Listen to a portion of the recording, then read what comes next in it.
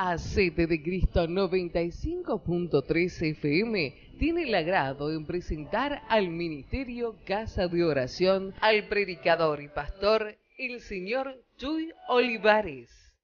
Pues vamos a continuar con la serie La Historia de la Iglesia, que es una serie que hemos venido trayendo a través de ya, 4 meses. Espero estén aprendiendo algunas cosas.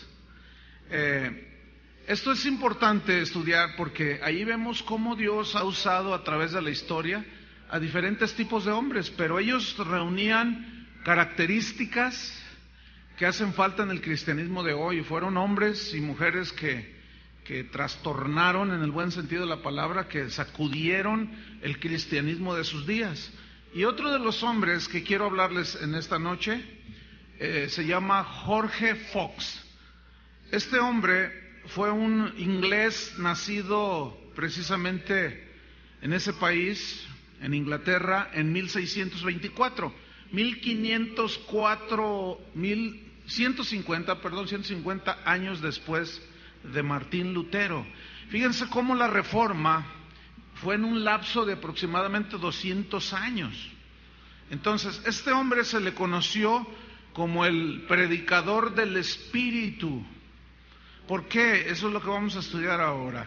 Este hombre, Jorge Fox, fue un reformador que llevó la reforma de la iglesia a otro nivel. ¿Por qué? Porque supo incorporar la revelación de la palabra de Dios que estaba viniendo a ellos, supo incorporar la vida del Espíritu. ¿Se acuerdan lo que dice en 4:23? Que la hora viene y ahora es cuando los verdaderos adoradores adorarán al Padre en espíritu y verdad. Es decir, verdad es conforme a la verdad de la palabra de Dios, conforme a la revelación de la palabra de Dios. Pero espíritu es la vida que da el Espíritu Santo a la vida del propio creyente, pero como que la palabra de Dios se hace viva, ¿sí? Entonces, este hombre supo tener eso, que en ese tiempo era totalmente desconocido. Él supo aplicar la vida del Espíritu a la vida diaria de cada creyente. Sus mensajes, sus oyentes estaban enseñados y acostumbrados a escuchar que el Espíritu Santo podía ser guía personal de cada uno de los cristianos. Y él se basaba en el capítulo 8 de Romanos, sobre todo había muchos textos, pero su texto que él había encontrado allí como su base para lo que él enseñaba, Romanos capítulo 8, versículo 14, se lo voy a leer. Romanos 8, 14, la vida del Espíritu, la guía del Espíritu Santo, dice: porque todos los que son guiados por el Espíritu de Dios, estos son, ¿qué? Hijos de Dios. Yo quiero que usted ponga atención a este solo versículo. Los que son guiados por el Espíritu de Dios, estos son hijos de Dios. Es decir, que antes de que usted vaya y le pida un consejo a un hombre, a un amigo suyo, primero tiene que ir con Dios.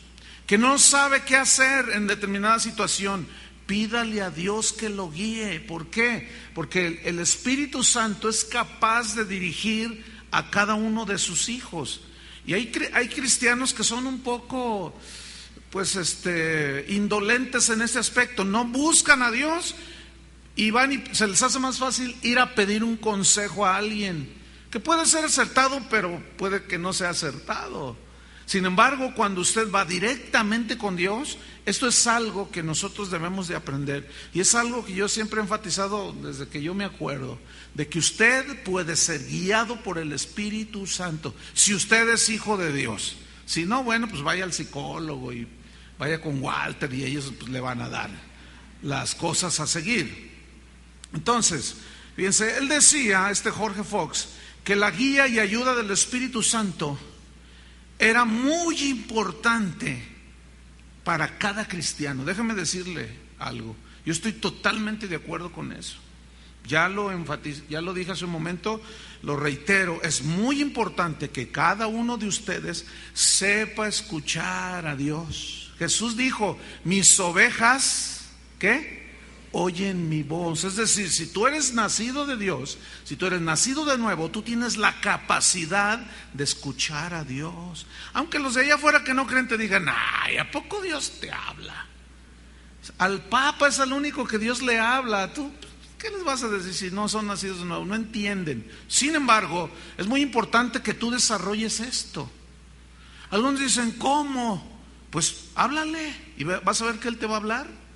Entonces, él afirmaba, Jorge Fox, que ser cristiano, el hecho de un verdadero cristiano no era aquel que iba a un seminario a estudiar, o por el simple hecho de ir a la iglesia, o como todavía desgraciadamente yo sigo escuchando esto, voy a estudiar en un seminario para pastor. Hermanos, no se estudia para pastor, ni para apóstol, ni para maestro de la Biblia. Ese es un llamamiento que Dios da. Y en base a ese llamamiento, no es algo que tú escoges, yo quiero ser pastor. No, es algo que Él te llama a ti. Y en base a ese llamamiento, tú te preparas. Pero no te preparas sin tener ningún llamamiento, nada más porque te gustó, te llama la atención. Voy a un seminario para estudiar para pastor. No es así, es un llamamiento directo de Dios para cada creyente según el don que Dios le quiera dar a cada quien. Entonces, para Fox ser cristiano era conocer personalmente a Jesús. Yo te pregunto, ¿tú conoces a Jesús personalmente? ¿Cuántos conocen a Jesús personalmente? Que puedan decir, yo conozco a Jesús.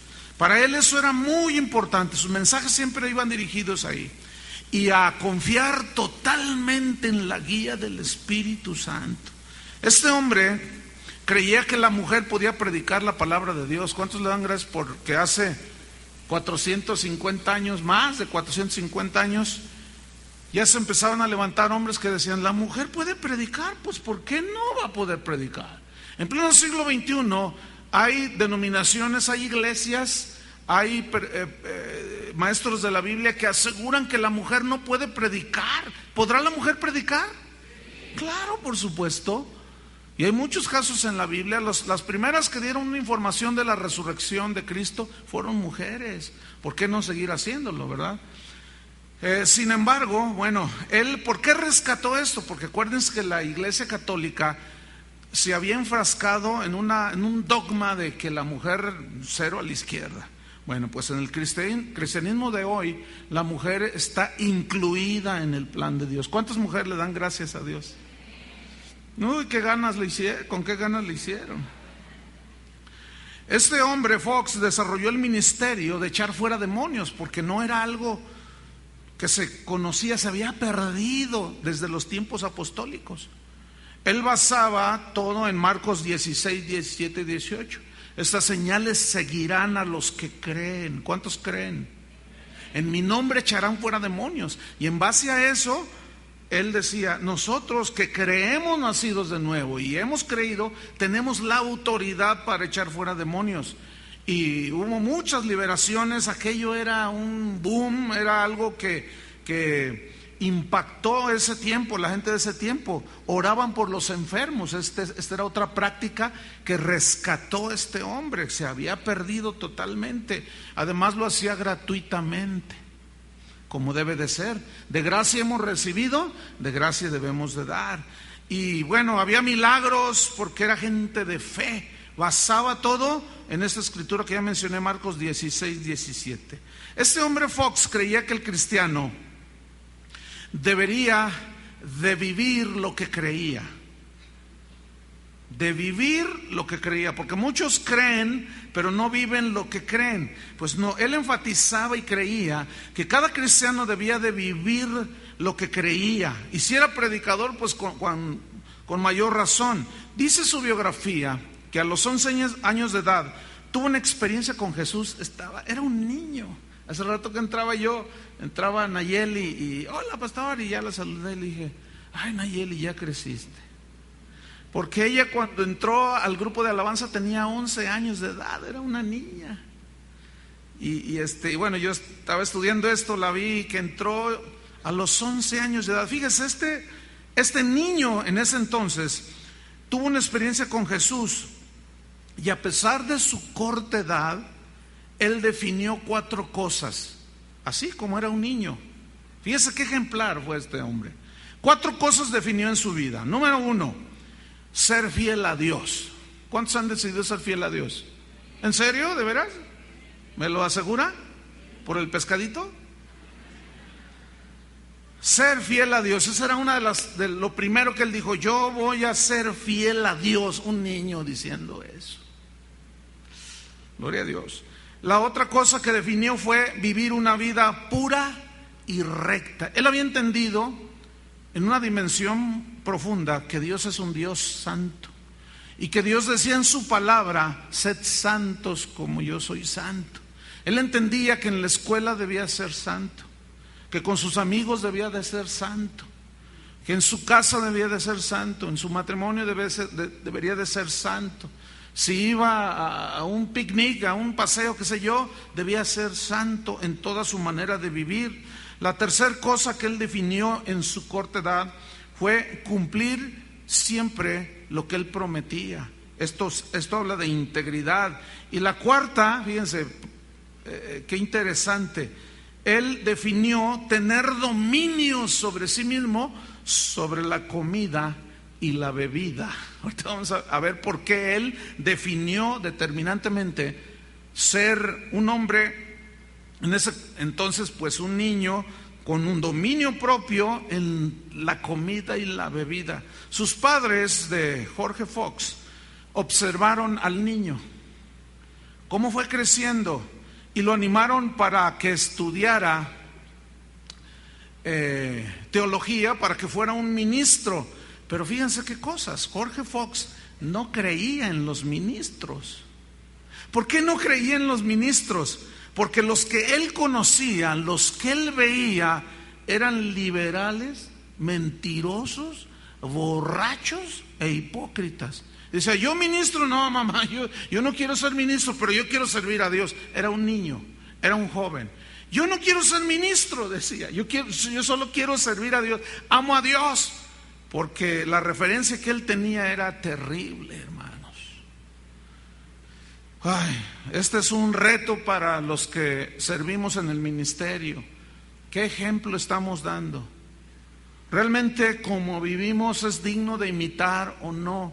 Este es un reto para todo predicador, todo pastor, todo maestro de la Biblia que están aquí presentes, o los que están escuchando esta grabación o por el internet, que estamos en vivo a todo el mundo.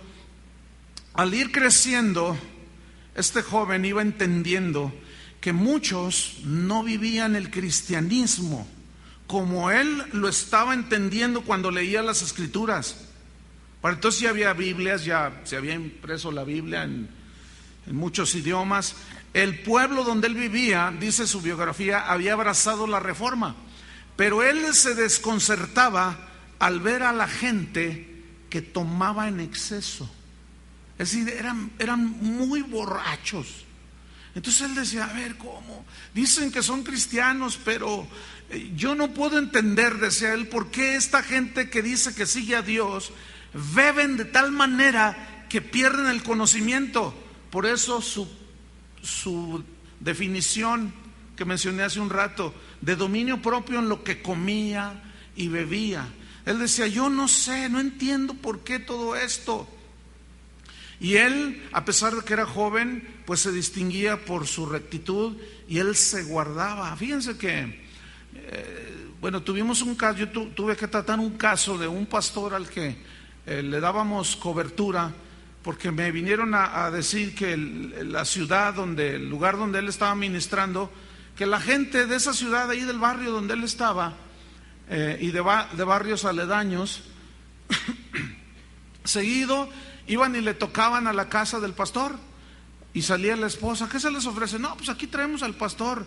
Lo llevaban todo borracho al pastor. ¿Se imaginan? Entonces tuve que poner yo pues disciplina allí y pues quitarlo, sentarlo para que él recibiera una restauración. Pero llegó un pseudoapóstol que por ahí anda pululando aquí en las regiones de Jalisco y dijo: oye, ¿qué sigues ministrando? No, pues yo y me sentó. No, pues yo, mira, yo soy apóstol y yo te vuelvo a restaurar. Háganme favor. O sea, gente que no entiende el mínimo, no tiene el mínimo sentido de lo que es la santidad de Dios. Bueno, la gente que está viendo a ese pastor, que sigue igual, por cierto, ¿qué va a pensar? Díganme. Ojalá, Dios quiera, que los que se den cuenta reaccionen como Fox y digan, no, yo voy a ser diferente. Pero definitivamente es un mal ejemplo. Este hombre, joven en aquel entonces, leía la Biblia, buscaba a Dios. La gente lo miraba con extrañeza porque era un joven distinto. Este joven Fox en ese entonces empezaba a reconocer, a pesar de su juventud, empezaba él ya a notar la diferencia entre lo bueno y lo malo. Yo a veces me encuentro con hombres de 60 años que dicen, pastor, es bueno esto, pastor, es malo esto, pastor, es bueno ir a este lado, es bueno ir al... Uy, tú pareces niño, no sabes lo que es bueno ni lo que es malo, no sabes distinguir entre tu mano derecha y tu mano izquierda. ¿Por qué? Porque les falta meterse a conocer a Dios. Por eso no saben distinguir y hacen preguntas muy obvias. Pero esto es por la ignorancia que hay. Sin embargo, este joven no era muy diferente. Él sabía distinguir entre lo bueno, entre lo malo. Él sabía desde muy joven sacar lo precioso de lo vil. Y fue así como se convirtió en la boca de Dios. Quiero que vaya conmigo a Jeremías capítulo 15. Jeremías 15. En el versículo número 19.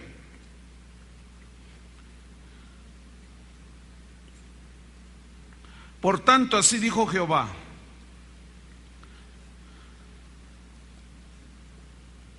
si te convirtieres, yo te restauraré, y delante de mí estarás. Fíjense, conversión, nacimiento de nuevo, restauración, te vuelve al plan original que él tenía. Y delante de Dios, le dijo a Jeremías en primera instancia, delante de mí estarás, y si entresacares lo precioso de lo vil. Fíjate, si entresacares lo precioso de lo vil. Yo busqué en el hebreo qué significa vil ahí, y la palabra que aparece en el hebreo habla de lo vil, habla como lo inmoral, lo corrupto. Si tú supieses sacar lo precioso y separar lo bueno, lo justo, lo santo, lo recto, de lo corrupto, de lo inmoral, fíjate lo que dice: serás como mi boca. Conviértanse ellos a ti y tú no te conviertas a ellos. Fíjate, hoy es al contrario. Los pastores hemos diluido tanto la palabra de Dios que por ahí me regalaron un disco de un predicador muy famoso, cantante, que en los 50 minutos que habló de su profundísima plática, ni un solo versículo de la Biblia usó. Y puras citas de filósofos y de motivadores que andan pululando alrededor del mundo. Fíjate nomás, diluyendo el mensaje. Ya se convirtió a ellos, no ellos a como somos nosotros, siervos de Dios. Qué vergüenza esto, da vergüenza esto. Dice el versículo 20: y te pondré en este pueblo por muro fortificado de bronce, y pelearán contra ti, pero no te vencerán. Escuchen bien, para los que tienen temor, miedo, no sean miedosos ni temerosos. Dios quiere que seas como su boca, pero tienes que aprender a entresacar lo precioso de lo corrupto. Tienes que aprender a distinguir entre lo bueno y lo malo. Pues, ¿qué es lo bueno, qué es lo malo? Métete con Dios, lee las Escrituras, déjate guiar por el Espíritu Santo, como decía este hombre, y Dios te va a mostrar, y puedes ser entonces como la boca de Dios, y nadie te podrá hacer daño, porque yo estoy contigo, dice, para guardarte y para defenderte, dice Jehová. Y te libraré de la mano de los malos y te redimiré de la mano de los fuertes. Si Dios es conmigo, ¿quién contra mí? Si Dios es por mí, ¿quién contra nosotros? Si Él es con nosotros, ¿quién contra nosotros? ¿Ah? No tengan miedo, hermanos. Busquen a Dios. No tengan miedo a hablar con la verdad. Sepan sacar y distinguir lo corrupto de lo que es santo. ¿Qué más con este hombre? Él se oponía a las costumbres de su época. Él no se conformó como la mundanalidad estaba entrando en la vida de los cristianos. Ya habían corrido 154 años, un poquito más, cuando él empezó a predicar de la reforma de Martín Lutero y de Calvino y de Wycliffe. Ya habían pasado más de un siglo. Y él comenzó a ver cómo la mundanalidad volvía a entrar a la iglesia, pero él se resistió. Pero era muy joven, recordemos esto. Él comenzó a buscar, dice la historia que comenzó a viajar y decía, así como aquel filósofo de la Grecia antigua que andaba buscando un hombre. ¿Se acuerdan que traía una lámpara? ¿Qué andas buscando? Ando buscando un hombre, un hombre íntegro. ¿Dónde está? No hay, es muy difícil encontrarlo. Dice la historia que él se iba por las ciudades, por los pueblos y decía, ando buscando. Entonces, pues, ¿qué andas buscando? Un verdadero cristiano. ¿Dónde está un verdadero cristiano? Y eso provocaba que la gente, pues yo soy. Pues no se te nota, mano. No se te nota, cuate, como dice Jorge. Un saludo a Jorge Lozano, ¿verdad? Aprovechando, allá en la Argentina. No, muchos le decían, ya deja eso, estás muy extremoso, se me hace que te estás convirtiendo, algo te pasó, y no, mira, sé como los demás, lo que necesitas es casarte, le decían. Pues estaba muy joven el muchacho, pero esto provocaba que él se alejara más de la gente hipócrita. Aprendió que solo Dios era el único que podía darle fuerza. Es algo que tú tienes que aprender. No confíes en la fuerza del hombre o en tu propia sabiduría o en la fuerza del caballo, como dice en el Antiguo Testamento, ahí en los profetas. No. Alábese, gócese, gloríese el que conoce a Dios. No tanto en la sabiduría, no tanto en la fuerza del hombre o en la fuerza del caballo, sino en conocerme, dice el Señor, y en entenderme. Dios quiere que lo entiendas, pero ¿cómo lo vas a entender? Tu comunión con Él, tu conocimiento de la palabra de Dios, y que el Espíritu Santo traiga vida a todo eso que Dios te revela a través de la verdad de su palabra, todo lo que tú lees, y que esa vida se vuelva vida en ti. Entonces tú lo vas a proyectar con vida. Eso fue lo que pasó con este hombre. Él aprendió entonces que solo Dios le daba fuerzas y solo Dios le daba respuestas confiables. Era un hombre de la palabra. Era un hombre de, tanto hace falta, hermanos, el día de hoy. Hoy ya es la Biblia y el libro del Mormón, la Biblia y el Atalaya, la Biblia y los libros del G12, la Biblia y 40 días compro la Biblia y ya. ¿Qué está pasando? Estamos haciendo otra vez a un lado la palabra de Dios. No hay ningún libro, por ilustre que sea y bien escrito, que pueda sustituir a la misma palabra de Dios. No existe. Sin embargo, hoy se están metiendo muchos libros de motivadores mundanos, ya ni siquiera ni cristianos son. Se han metido a la iglesia y ahora los venden como libros cristianos.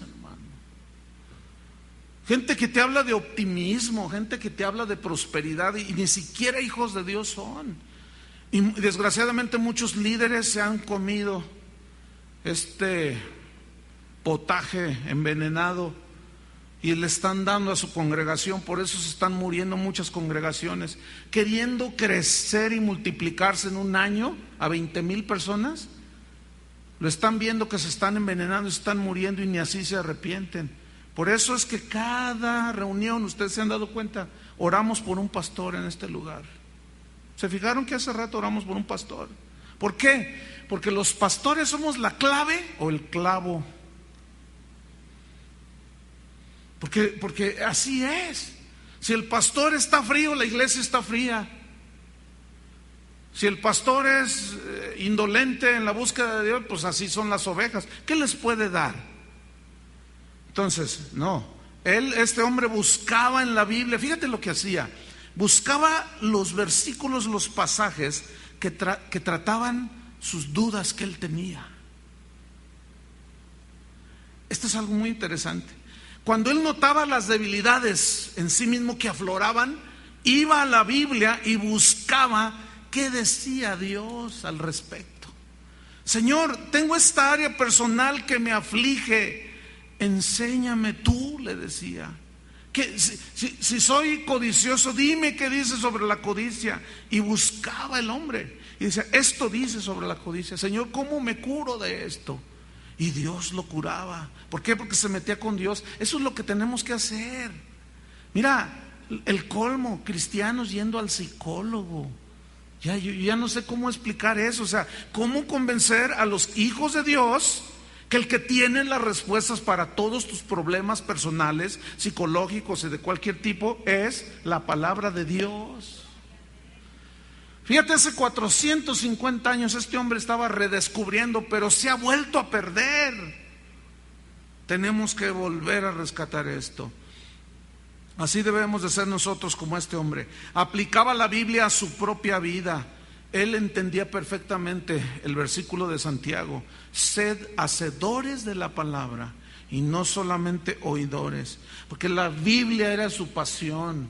Acuérdense, hermanos, esta Biblia es nuestro libro, nuestra máxima autoridad. Fuera de aquí no hay más. Al menos en este lugar yo lo exclamo así con contundencia. En este lugar el libro por excelencia es la Biblia, la palabra de Dios. Creemos que en ella está escrita la respuesta a toda nuestra problemática, a toda la problemática del ser humano. ¿Cómo fue que cayó? ¿Cuál es la restauración? ¿Cómo es? ¿En qué consiste la salvación y la sanidad mental, espiritual, psicológica, de todo tipo, corporal, que un ser humano puede obtener? Y este libro, hermanos, nos lo revela. Ningún libro como la Biblia. Entonces, en este lugar abriremos siempre la Biblia, y que Dios nos dé gracia para al final de nuestros días ser gente de la palabra, ser gente de la Biblia, que no nos torzamos ni a izquierda ni a derecha, que vayamos siempre al testimonio de Dios, a lo que Dios ha dicho, qué dice al respecto. Así era este hombre. Y cuando pienso en esto,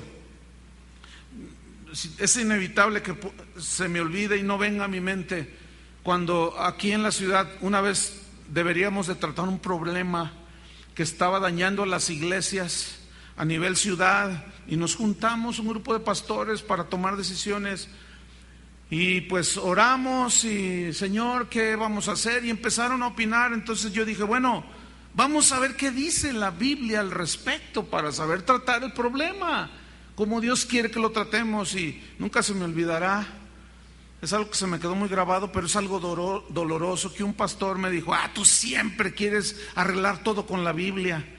Y yo le dije, bueno, ¿qué quieres, que consultemos a Walter Mercado o qué? ¿Cómo que yo quiero solucionar todo a través de la Biblia? Pues claro, le digo, ¿qué esperabas? No, dice, hay otros medios, hay otras estrategias, hay otros. Le dije, ¿saben qué? Yo le dije, ¿sabes qué? Yo pinto la raya contigo, lo mismo que hacía Fox.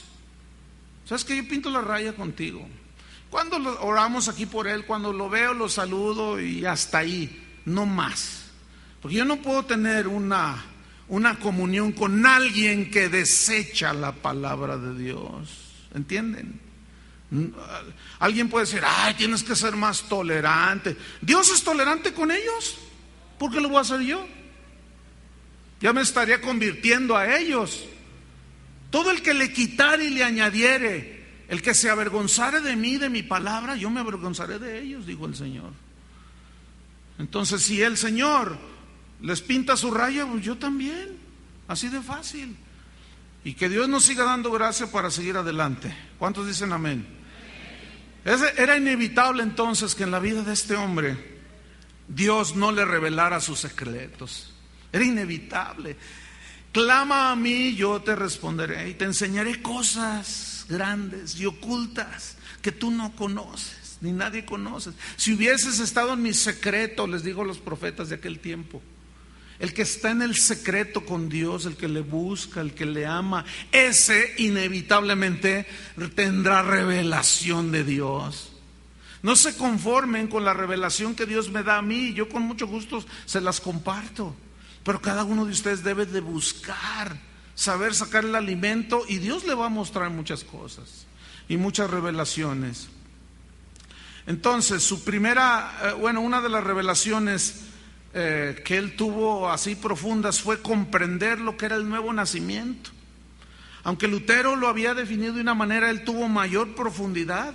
Dios le enseñó que para ser un verdadero cristiano debería de ser desde lo profundo del corazón, y era cuando entonces la persona, el creyente, recibía la vida eterna.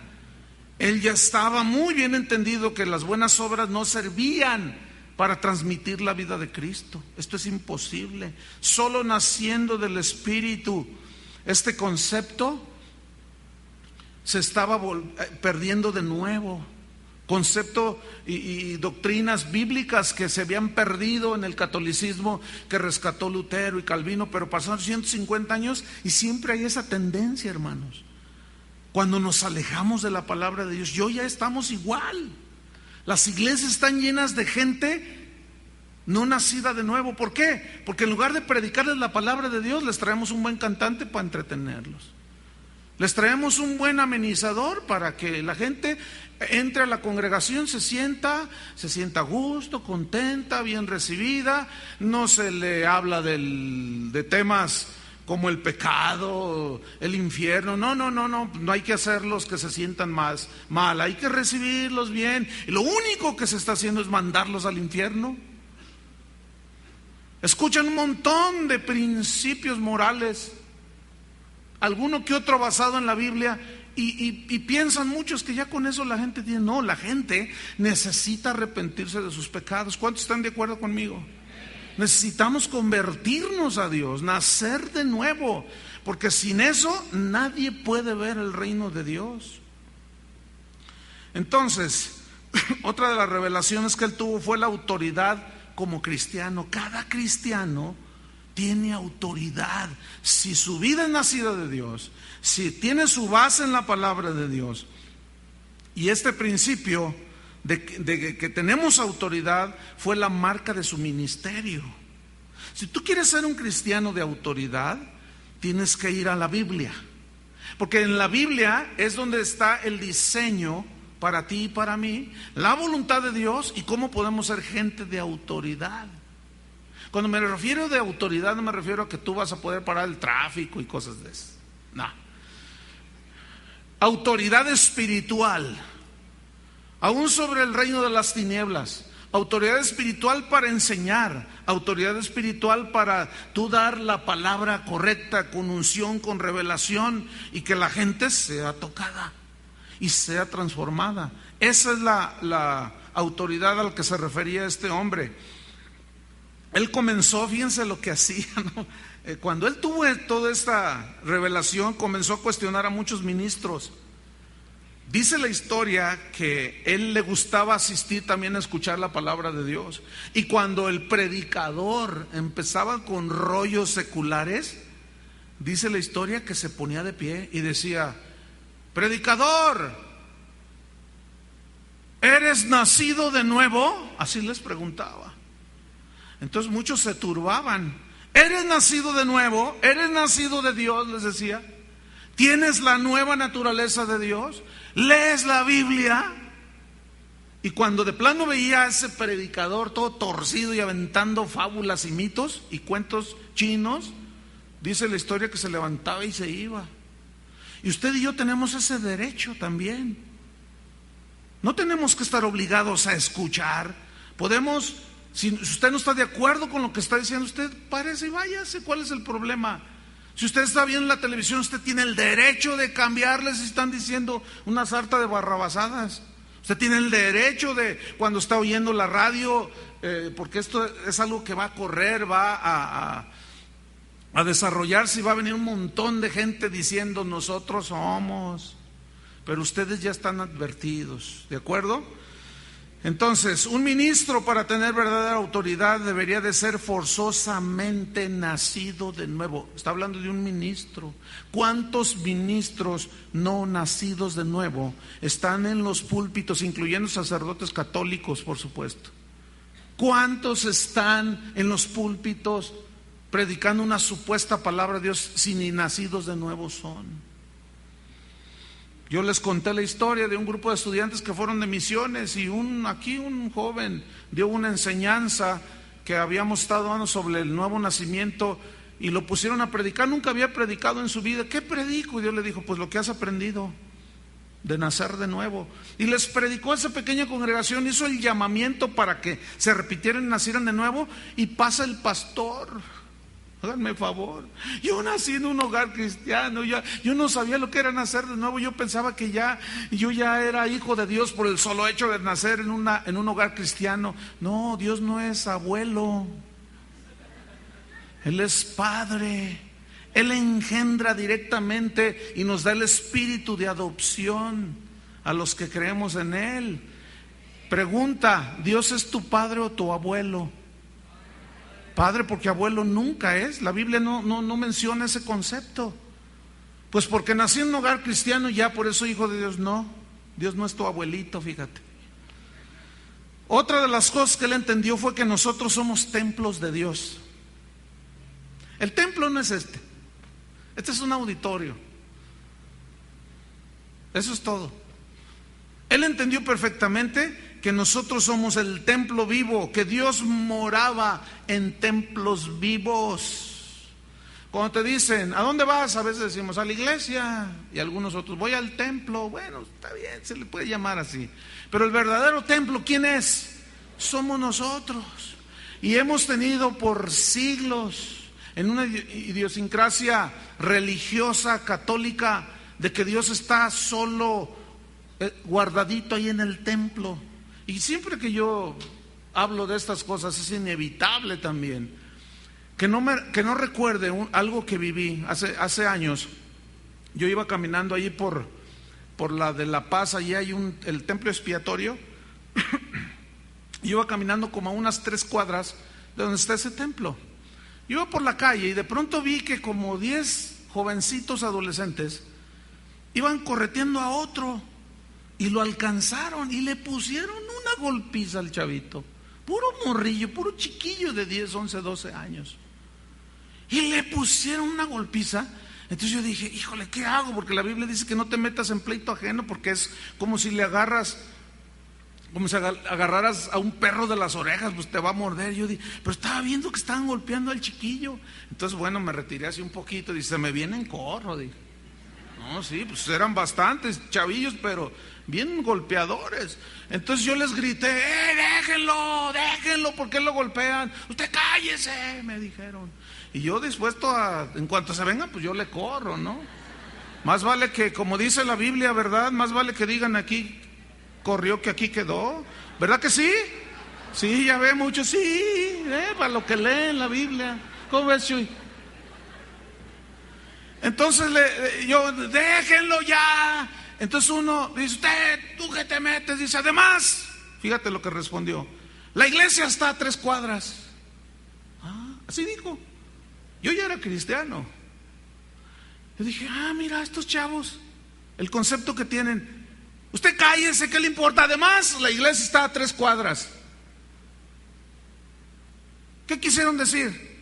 Que Dios está encerrado allá en el templo, que Dios está encerrado allá en la iglesia. Y muchos de ustedes aún siguen pensando que Dios solamente está aquí, porque salen de aquí y se portan como demonios.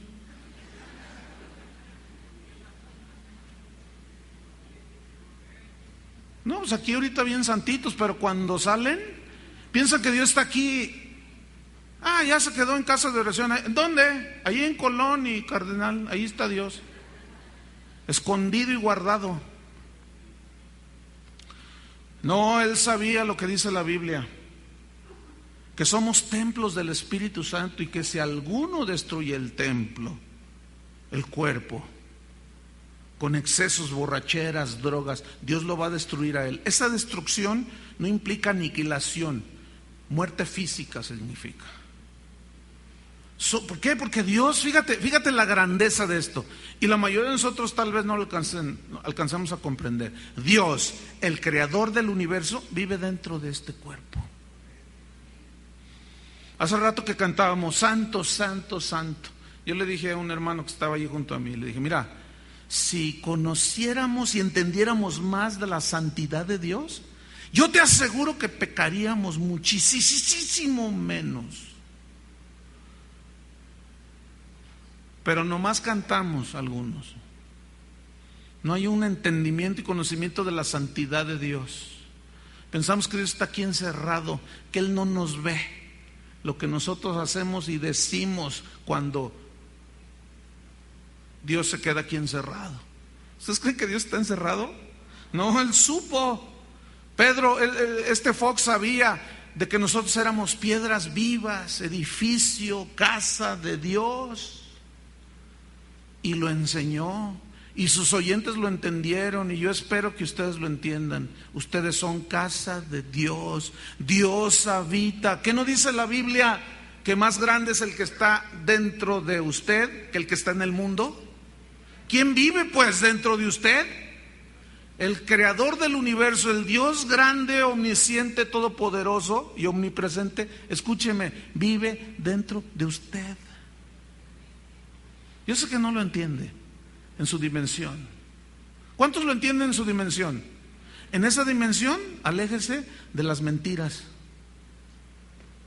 ¿Ya ve qué tanto entendimiento tenemos? De la corrupción, de lo vil.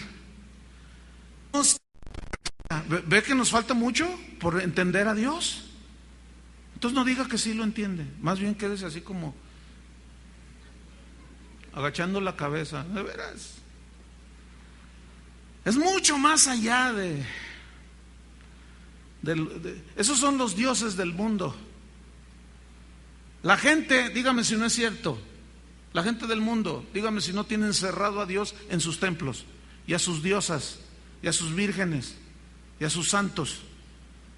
El santo de nosotros es el Dios de Israel, y ese no está encerrado, ese está aquí, mire, aquí adentro de nosotros. ¿Cuántos lo tienen aquí? Vivamos como santos de Dios. ¿Qué más? Él dijo que el Espíritu Santo puede enseñar a cada cristiano nacido de nuevo. Esto le va a producir vida espiritual, no solo al cristiano en lo personal, sino que se va a traducir en una iglesia viva. Esto él lo decía con mucho énfasis porque en ese entonces, después de 150 años de reforma, ya muchas iglesias cristianas se habían vuelto duras, legalistas y frías. Y no me diga hoy, yo he viajado por todo el mundo, hermano, y he entrado a todo tipo de iglesias, y si usted viera, hay algunas que si vuela una mosca se escucha la mosca. Tan frío es aquello que en el panteón hay más gozo, porque al menos ahí los pájaros cantan. Es horrible, hermano. Con unas ganas el predicador, hermano, Dios los bendiga. Dios es amor. No, hombre, yo no quiero a tu Dios ese que traes ahí. No. ¿Cuántos quieren eso? Pero ¿de qué depende? Escúcheme bien. ¿De qué depende una iglesia viva? De cristianos vivos. ¿Ve? Si usted está duro, todo tullido, pues así va a estar la iglesia toda tullida, como usted, porque usted es la iglesia. Pero de esos no hay aquí, ¿verdad que no? Ay, gloria a Dios, ya nos habíamos puesto nerviosos, ¿verdad, Chuy y Carlos? Y sus respectivas. Ay, el Espíritu Santo, decía Jorge Fox, sensibiliza a sus hijos. ¿Cómo es que los sensibiliza? Cuando ellos a través de las Escrituras son iluminados en su entendimiento, son expuestos a la palabra de Dios. Pero esa iluminación que tú recibes cuando te expones a la palabra de Dios, no solo en una predicación, sino en tu estudio, esa misma iluminación permite que la vida del Espíritu y la palabra hagan esa mezcla, ¿sí? Hagan esa mezcla. Fíjate lo que decía 2 Corintios 3, que él citaba con bastante frecuencia. 2 Corintios capítulo 3, en el versículo número 5, dice, desde el 4: y tal confianza tenemos mediante Cristo para con Dios. Escucha, no que seamos competentes por nosotros mismos, para pensar algo como de nosotros mismos, sino que nuestra competencia proviene ¿de quién? De Dios. Esta competencia es entendimiento y habilidad para enfrentar todas las cosas de la vida, del ministerio. Entonces eso habla de competencia, no competencia como la de los atletas que compiten entre ellos, no, sino que somos competentes, hábiles, capacitados, instruidos. Versículo número 6: el cual asimismo nos hizo ministros, hablando Pablo aquí como ministro de Dios, nos hizo ministros competentes de un nuevo pacto, no de la letra, aquí letra se refiere a la ley, sino del Espíritu, y aquí Espíritu se refiere al Evangelio de Jesús, al Evangelio de la gracia, porque la letra mata, o sea, la ley mata, mas el Espíritu, el Evangelio de la gracia, ¿qué hace? Vivifica. ¿Qué nos hace? Nos vivifica, hermanos. ¿Ven? Esto fue dicho hace 2000 años, Pablo lo dijo, se perdió, lo retoma Calvino, Lutero. Pasan 150 años, se vuelve a perder. Llega Jorge Fox y lo vuelve a sacar y se vuelve a perder, pero gracias al Espíritu Santo que lo está sacando otra vez hoy. Porque son verdades inequívocas de la palabra de Dios.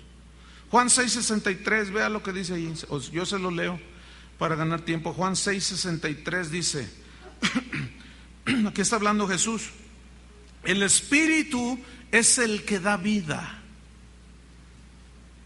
a la palabra, porque él les estaba hablando la palabra. La carne para nada aprovecha. Las palabras que yo os he hablado son espíritu y son ¿qué? Espíritu y son vida. Fíjense, hay gente que cuando se expone a la verdad de Dios y a la vida del Espíritu, tienen 10, 15 años de cristianos, y cuando se exponen a la vida del Espíritu y a la revelación de la palabra, que la vuelve viva, dicen cosas como estas: ay, yo tengo 15 años de cristiano, pero tengo 3 meses, 6 meses, 1 año de tener la palabra revelada y la vida que da el Espíritu, y he aprendido más en este año que en mis 15 años pasados. ¿Por qué? Porque faltaba la vida del Espíritu. Tiene que haber esa combinación. Mire, el tener solamente verdad, que es la verdad de la palabra de Dios, sin la vida del Espíritu, te va a hacer legalista, frío, así todo aburrido. Se necesita la vida del Espíritu. Y hay iglesias y hay cristianos que tienen la vida del Espíritu, pero no tienen la verdad de la palabra de Dios, y se van al otro extremo. Son emocionalistas, no leen la Biblia, siempre quieren ver milagros, siempre andan haciendo cosas extraordinarias, no les gusta estudiar la Biblia, no, dicen, yo lo quiero a Él, la palabra, yo estoy aburrido de sermones. Y lo más triste es predicadores que hoy en pleno siglo XXI empiezan su predicación así: yo he escuchado 20 millones de sermones, yo me sé todos los nombres de Dios en hebreo, yo sé lo que significa Jehová Sama, Jehová Rafa, Jehová Kadosh, yo sé todo eso. Estoy cansado de sermones, ya no quiero sermones, yo lo quiero a Él. ¿Cuántos lo quieren a Él? Y toda la bola también. Escuchen bien, hermanos, nosotros no vamos a ser tan tontos y necios. Nosotros vamos a querer los dos: a la palabra y al Dios de la palabra. Al Dios de la palabra y a su palabra. Porque si no, no vamos a tener el balance y el equilibrio y la vida sustentada con las verdades de Dios. Por eso hay tanto rollo allá afuera, hermano.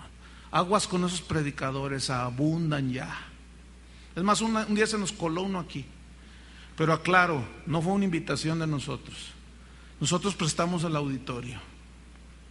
Y vino y dijo sus rollos, pero gracias a Dios que la mayoría de ustedes dijeron, no predicó el tipo, se la pasó, no, que Dios me tumbó y me tuvo 40 días ahí tirado. ¿Y para qué sirve uno tirado? Eres más útil de pie y lleno del Espíritu Santo que está tirado ahí, todo borracho. ¿De qué sirve eso? No estoy negando que Dios tenga maneras soberanas de tocar a una persona, pero cuando lo quieren hacer un método, en eso sí yo lo rechazo terminantemente. Que Dios trate individualmente con cada uno, pero la experiencia personal de cada uno no es la norma es la palabra de Dios. Y si Dios te quiere tumbar 40, está bien, es asunto de Él y tuyo, pero no vengas a decir aquí de que a todos nos tiene que tumbar durante 40 días y nos tiene que nos tiene que tener tirados ahí en el piso, porque eso sí no te lo voy a aceptar. Si Dios me quiere hacer eso a mí, que lo haga, está bien, que ya lo ha hecho, por cierto. Pero no he venido yo entiendo ese principio. Mi experiencia personal no es la regla es la palabra de Dios. ¿Cuántos dicen amén? ¿Me regalas 5 minutos?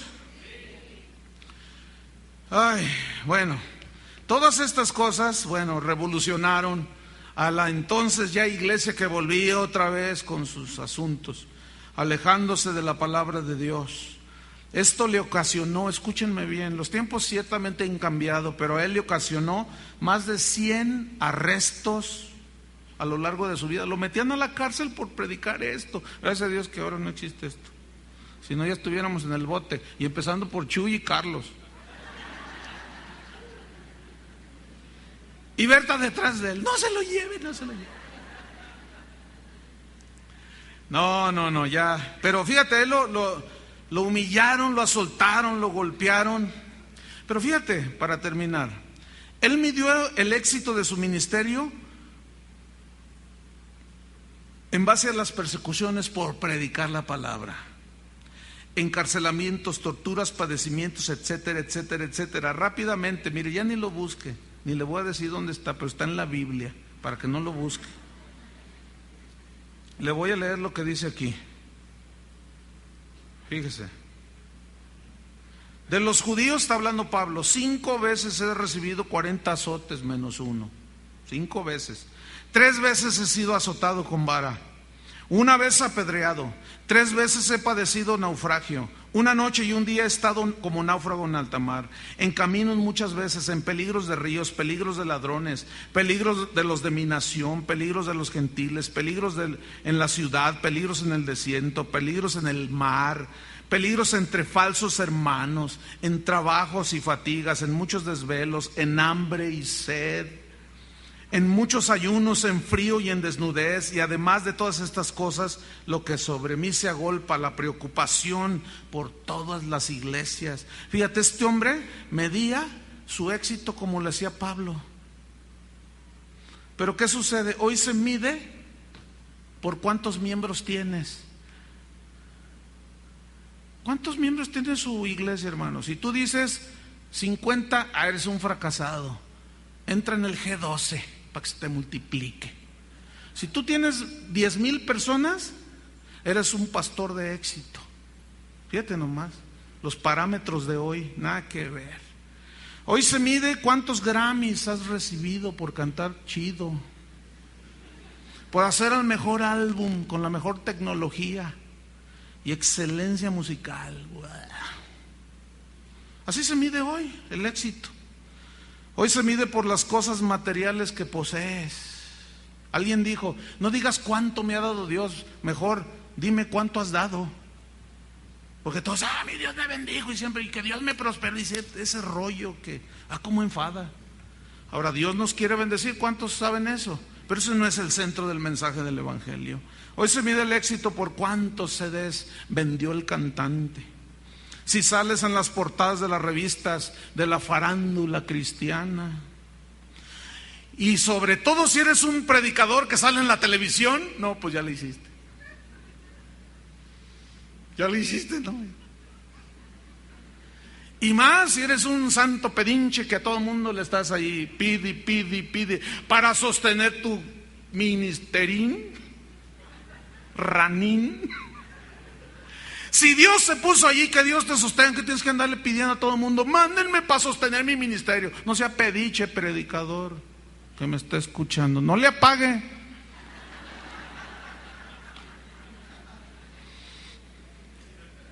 Qué viscos estamos en las iglesias de hoy, hermano. Estamos viscos, lights, torpes, vanos, carnales, miopes, sin discernimiento, con celulares sonando en plena reunión. Wow. Que Dios tenga misericordia de nosotros, ¿verdad? Digo de los miopes, no de los que dejan que suene el celular, ¿eh? También de paso, porque por más que les dice uno. Para este Fox el éxito era, escuchen bien cuál era su éxito, si los pecadores se convertían a Jesús y abandonaban el pecado. Eso lo hacía sentir un hombre de éxito a él. Qué diferente. Hoy los predicadores y cantantes buscan seguidores para que les cubran sus pecados y los hacemos becerros de oro. Israel, estos son tus dioses que te llevan a la presencia de Dios, les decimos. Fox, fíjese lo que hacía, cuestionaba a los comerciantes. Él cuando sabía de algún comerciante, salía por las calles y veía a un comerciante. ¿Tú eres cristiano? Sí, pues yo voy allí a su congregación, pastor. ¿Haces tranzas? Así les decía. ¿Das pesas justas? Te voy a estar observando aquí 2 días, ¿cómo la ves? ¿En serio? Así hacía él. Iba con los médicos y le decía: ¿inventas las enfermedades o son reales? Para quitarle el dinero a la gente. Ojalá resucitar ese tipo y se le parara a los médicos aquí ahora. ¿No es cierto? Porque hoy te inventan hasta enfermedades que ni existen para operarte. Pero de esos no hay aquí, ¿verdad que no? Aquí los hermanos que son médicos son, pero sí, bien derechos. A los abogados, ay, no me digan, los abogados se los agarraba. Eso dice su biografía.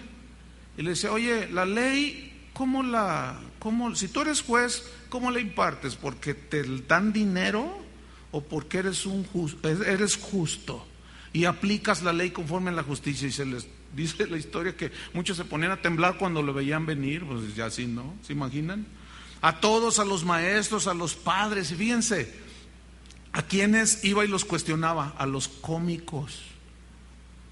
Fíjese qué interesante.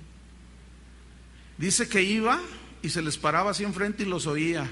Y si lo notaban que estaba en medio del auditorio, se ponían nerviosos, porque tenían que hacer sus cochinadas, sus mugrosos chistes. Fíjese, ¿qué tiene que ver el fútbol con un ¿cómo se llama el de la mano así? El compayito. Que es bien grosero.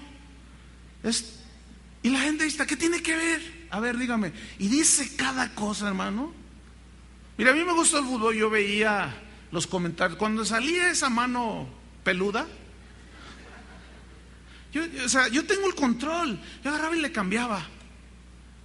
Pero luego le cambiaba el 13 y estaba el tachidito.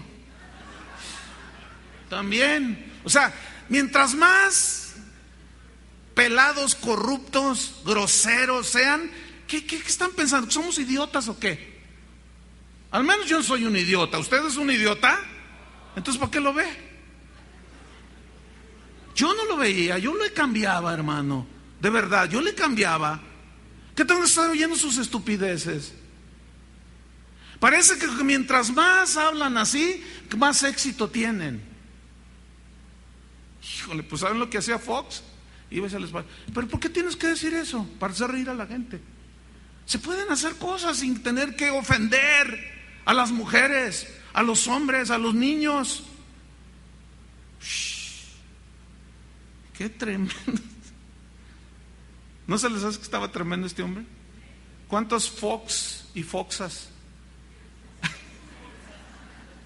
hay aquí? Híjole, bueno, ya debo terminar, hermano. Fox no cuidaba si hería o no los sentimientos de nadie. Él no cuidaba eso. Él quería y se preocupaba por la salvación. y no por los sentimientos de las personas. Él prefería herir con la verdad que condenarlos con mentiras. Odiaba el protagonismo. No quería que la gente lo siguiera a él. Dice, no me siga a mí, no. Siga el buen ejemplo ciertamente, pero siga al Señor. Dice la historia finalmente que Fox viajó a los Estados Unidos porque él era inglés, pero no era hooligan. Que bien les hacen falta los mensajes de este reformador allá en Inglaterra. Hay iglesias bien tremendas en Inglaterra, créanmelo, y en Londres. Pero hay también una apostasía horrible. Y dice la historia que viajó a los Estados Unidos durante 7 semanas en barco. En ese entonces así eran los viajes. Y cuando él tocó tierra, era tanto sus ganas de venir a predicar la salvación, que en cuanto pisó tierra, después de 7 semanas bajándose, pisando tierra, y empezó a predicar un sermón de 4 horas. Yo digo, yo cuando leo esto, digo, ay Señor, ayúdame, porque yo a veces bajo así, con un sermoncito de 1 hora. Y digo, ay Señor, dame fuerzas, pues búscame más, pues lo voy a buscar más. ¿Cuántos lo quieren buscar más? En 1690, su cuerpo comenzó a debilitarse. Su voz, que era como estruendo de muchas aguas, comenzó a apagarse. Su cabello se volvió blanco.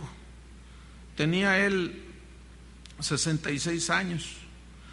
Sin embargo, su mente era muy lúcida, pero el fin estaba cerca. Dice la historia de que el 13 de enero de 1691, estando ahí en el lecho, en su cama, simplemente, dicen los que estaban ahí, simplemente estaba así hablando con ellos y de repente cerró los ojos y exhaló su último aliento. Tenía 66 años este hombre. Había muerto un hombre que revolucionó la vida espiritual de su tiempo. Dejó una huella imborrable en la historia de Inglaterra, escúcheme, y de los Estados Unidos de Norteamérica. Fue de los llamados pioneros que llegaron a los Estados Unidos a predicar. Y no en balde, esa nación es la más rica y próspera del mundo, aunque desgraciadamente en estos últimos 50 años se han alejado de Dios. Y vemos una apostasía tremenda. Pero sigue habiendo gente de Dios ahí en ese país que está predicando la palabra de Dios. Se están echando en contra a los grandes becerros de oro que la gente adora. Pero no les importa, pero son poquitos, hermano. Pero el Espíritu de Dios está vivo y vive en nosotros. ¿Qué vamos a hacer, hermano? Yo quiero dejar huella en este momento. Que cuando yo me muera, yo puedo decir como Pablo, he terminado la carrera. He sido fiel. ¿Cuántos quieren ser fiel? Fiel al mensaje de Dios, a Dios y a su palabra. Oremos. Señor, te damos gracias porque sabemos que tú estás despertando un espíritu reformador en cada uno de nosotros. Pero primero quieres encendernos a nosotros buscándote. Que cada vez, Señor, pedimos que cada vez que abramos las Escrituras, tu palabra, cobre vida, Señor, y la vida del Espíritu la arraigue en nuestro corazón. Que seamos gente de convicción de que solamente tu palabra nos basta. Como dijo Pedro, ¿a quién iremos? ¿A quién iremos si solo tú tienes palabras de vida eterna? Nadie más, hermanos, solo Jesús. El Padre, el Espíritu Santo dará la vida a esa palabra que leamos. Toma tu Biblia así en tus manos simbólicamente, ponte de pie. Esto es un acto profético nada más, es algo simbólico, que la palabra la debemos de tener en el corazón, ¿verdad? De nada sirve que esté allí sin usar, ¿verdad? El otro día alguien me dijo, mira hermano, yo tengo una Biblia que le guardo mucho cariño porque fue la primera. Dice, pero se la quiero regalar. Y yo digo, ¿para qué me la regalas? Yo tengo como 25 versiones diferentes. Pero no, se la quiero regalar. Y la agarré así y se deshojaba la Biblia. De veras. todas, y le dije, no, pues peor. Dije, bueno, cuando menos la lees, se ve que la lees. A ver, agárrale así su Biblia y hágale así. De aquí se ve la mugre que tiene el canto de... Ahí se ve si la leen. A ver, enséñame. No, abre la mano. ¿Qué es eso? Ahí se le ve la mugrita así en el... Agárrenla y presiónala en su pecho y díganle al Señor. Esto es algo simbólico, obviamente, pero es lo que viene dentro, ¿sí? Es lo que viene dentro que debemos de atesorar acá. Padre, en el nombre de Jesús, dile que tu palabra sea lámpara a mis pies en todo mi peregrinar en esta tierra. Ayúdame, Señor, dile, a no apartarme ni a diestra ni a siniestra. Aunque vengan falsos cristos, falsos maestros, que digan cosas bonitas al oído, tú dame discernimiento, Señor, para saber entresacar lo que es tu palabra y lo que es palabra de hombre, lo que es palabra de vida y lo que es basura. Dame sabiduría. Quiero ser como tu boca, Señor. Cada vez que yo te busque, dile, quiero encontrarme contigo, Señor, cara a cara, y recibir la revelación de tu palabra. Y dame la vida que solo tú puedes dar. En el nombre de Jesús. Amén. Dale un aplauso al Señor. Gracias, Señor.